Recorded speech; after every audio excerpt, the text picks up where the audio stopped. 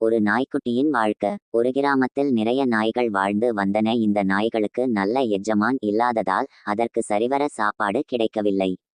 அந்த ஊரில் திருவிழா, கல்யாணம், காதுகுத்து இந்த மாதிரி நடந்தால் தான் அந்த நாய்களுக்கு சாப்பாடு கிடைக்கும். மற்ற நாட்களில் அது பட்டினியாக தான் இருக்கும். யாரும் கண்டு கொள்ள மாட்டார்கள். அப்படி இருக்க ஒரு நாய்க்கு மட்டும் யோசனை வந்தது. இந்த ஊரை விட்டு பக்கத்து ஊருக்கு சென்றால் நமக்கு சாப்பாடு கிடைக்கும். இங்கு அதிகமாக நம் இனம் இருப்பதால் சாப்பாட்டுக்கு கஷ்டமாக இருக்கிறது. நான் யாருக்கும் தெரியாமல் பக்கத்து ஊருக்கு சென்று விடுவோம் என்று நினைத்தது. ஒரு நாள் மற்ற நாய்களுக்கு தெரியாமல் நடந்தே பக்கத்து ஊருக்கு சென்றது. அந்த ஊருக்குள் நுழைந்ததும் ஒரு வீட்டில் ஒரு திருடன் பொருள்களை எல்லாம் திருடி கொண்டிருந்தான். அதை அந்த நாய் பார்த்து விட்டது. உடனே அந்த திருடனை பார்த்து குறைக்க ஆரம்பித்தது.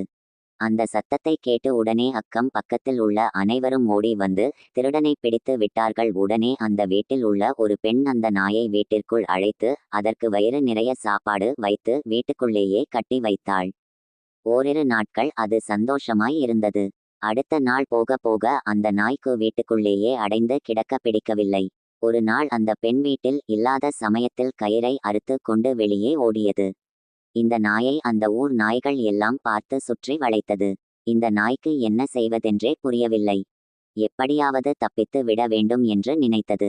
அந்த ஊர் நாய்கள் எல்லாம் இந்த நாயை கடித்து இரத்தக்களம் ஆக்கியது. இந்த நாய் தப்பித்தால் போதும் என்று அந்த நாய்களிடமிருந்து தப்பி அதன் ஊருக்கே வந்து சேர்ந்தது.